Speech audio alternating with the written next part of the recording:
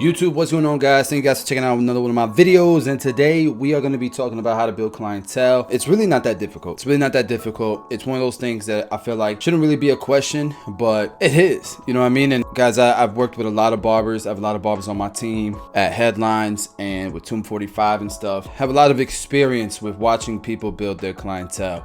Seeing people go from zero clientele, some guys building them quick, some guys building them slow. I think the number one thing that I've noticed is typically what difference is what people are doing with their time and whether or not they got some passion behind them. You know what I mean? Let me explain a little bit more. But I didn't want to do this video talking about how to build your clientele without showing you guys that I did all of this stuff. I earned 6 figures as a barber behind the chair, just cutting hair at $20 a cut, guys. A lot of you guys are new to my channel, but my day ones have seen these vlogs. You guys have seen these vlogs. Look at the young bull. This is 2015.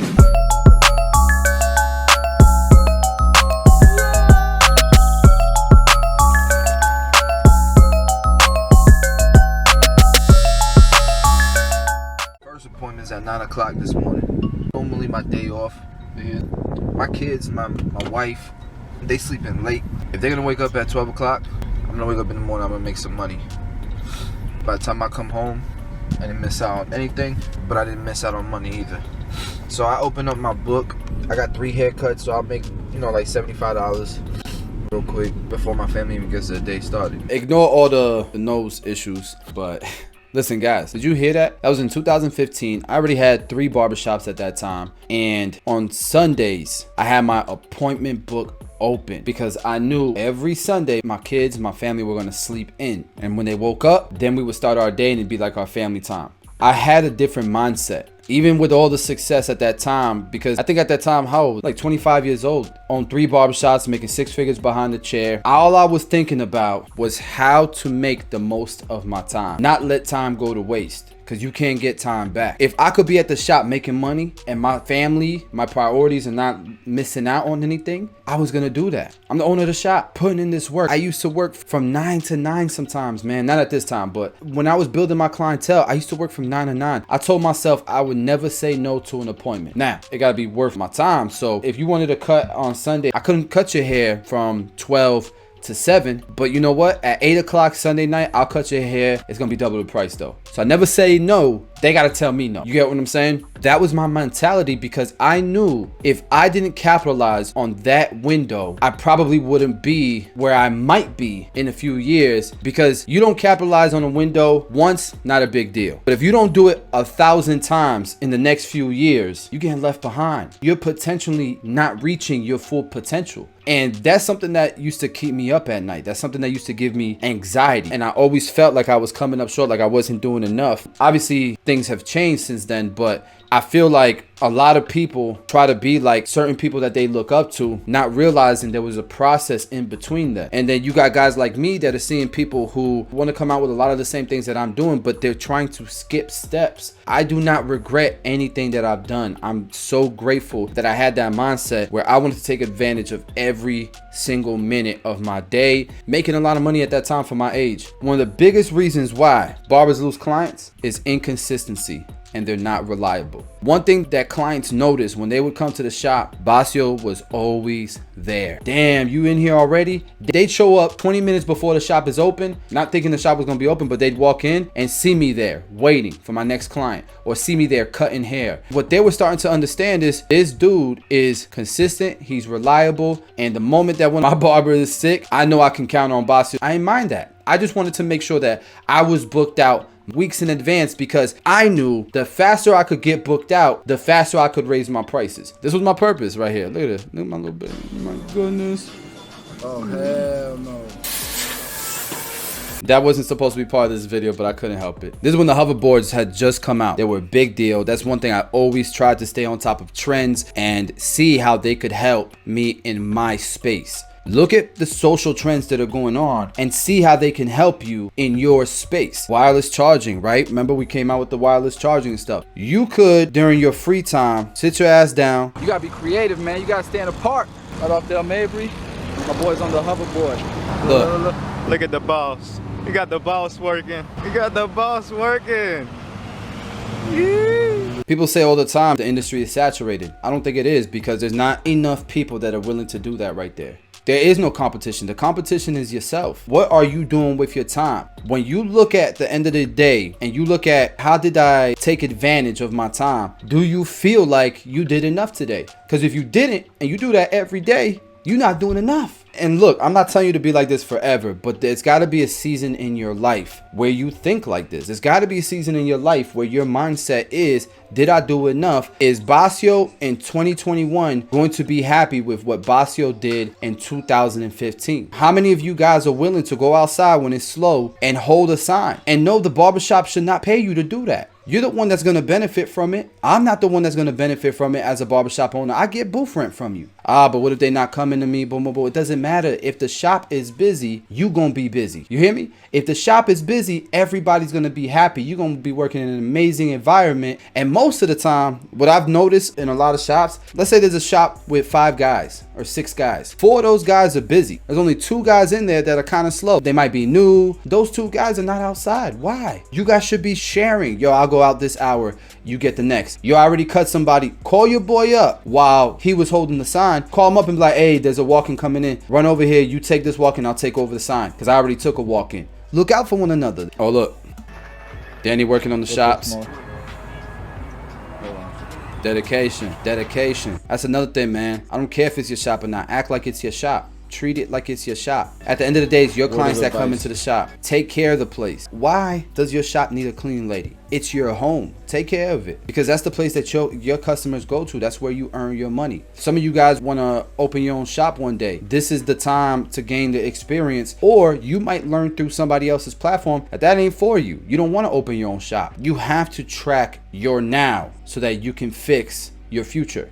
I don't care if you use a spreadsheet. I don't care if you're using apps. I don't care if you're writing down on a piece of paper. Track how many clients you're doing, what your average ticket is. So this is what I used to do. Each client that would come in, I would write down how much I charged them, how much they tipped me, and then I'd add it up, right? At the end of the day, I'd add it all up together, divide it by how many clients I did, and I would find out what my average ticket is. And I had a goal to raise that average ticket every single year. I wanted that average ticket to go up.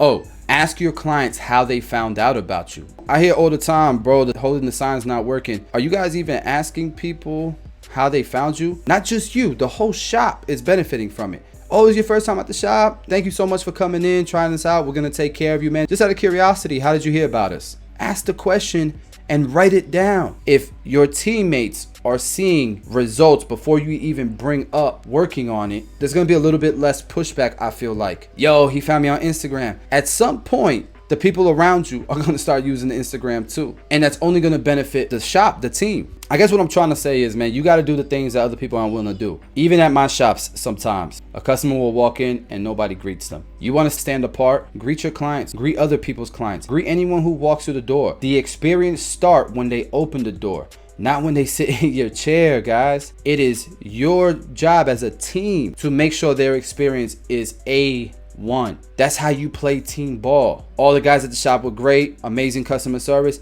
And John, my barber, amazing service, great guy. I definitely recommend Headlines Barbershop. When that client leaves, he's at Bobby's chair at the end of the shop. That client gets up and he's walking out. I'm definitely greeting him or saying bye, have a nice day. Because I would want somebody to do that for my clients. This ain't the NBA. This is college ball. What I mean by that is, in college ball, you got to depend more on team ball in order to win. In the NBA, everybody's already getting paid. Everybody pretty much already won. A lot of guys they playing ball for that paycheck. First in, last out. Ain't a lot of people willing to do that. And it sounds cliche, but I'm not playing. That's the #1 way that I built my clientele, was first in, last out. And when I was in the shop, I was in the shop. Take appointments and walk-ins. In the beginning, you're going to have more walk-ins than appointments. But at some point, you're going to have more appointments than walk-ins. And then you're not going to be able to take walk-ins anymore. That's a good thing. It is measurable success. When customers start realizing, damn, I can't just walk in anymore, they realize that your demand has gone up. When your demand continues to go up, and now you're not just fighting to be appointment only, you're fighting to be booked out a couple weeks, because everybody's realizing this dude is in demand. So when you raise your prices, nobody's arguing with you talking about your prices are too high.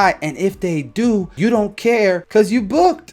The moment a pandemic happens and you're a walk-in barber only, Think about that, guys. We're in a relationship business. I want you to be able to contact me, to book me at all times, and make sure that you're using your own booking software. You're not sending them to a hub where other barbers are going to get recommended to them. You're working hard for this clientele, man. Own your data, own your clientele. Like, I'm good with my clients going to other barbers, but I prefer you stay home in headlines. Go to my boy Nate, go to my boy S-Craft, go to my boy Kendricks. You know what I mean? That's what I prefer. Some of you guys are just sharing clients with the whole damn community.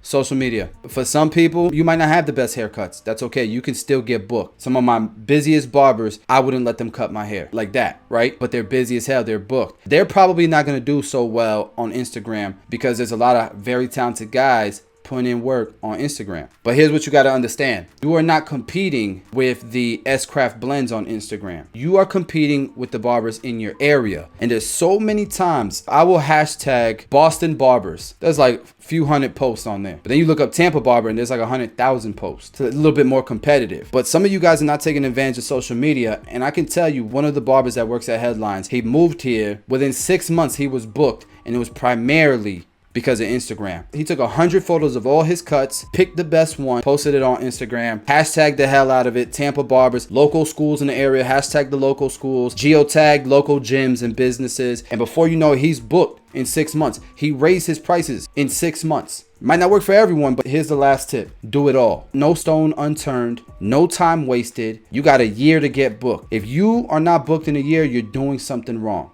And you got to go through that checklist and see, what am I doing with my time? If you're doing everything that you can, it might be you got to move. You got to go follow the money. You got to move to a different location, a different area, a place that's more populated. I could go on for days with this, man. We'll probably do a part 2 of this because I really don't feel like I've covered enough. But you got to do the things that other barbers ain't willing to do. All right? Show up on time, take appointments and walk-ins, leave late. Don't turn nobody down. Work as many days as you possibly can. Do not leave the shop. Do not take 1 hour lunches, half-hour lunches. I used to take 3-minute lunches. Open up a can of tuna, 1 minute rice, kill that. Like, I literally did not save a slot for lunch because then I'm losing out on a $30, $40 haircut. I'd rather do the haircut. And if I finish up on time, if I get a little bit of free time, like for example, my client's running late. Oh, time to go eat. 5 minutes. Eat my food. But when I was in the shop, it was time to make money. It was time to work. I think that's it for this video, or it's going to go on for an hour. If you guys like this topic, if you guys like this content, let me know. We'll continue to post these on my channel. We drop daily content. Every single day, we're dropping something. This is the type of stuff that we talk about on the Tomb 45 Academy. Like crazy,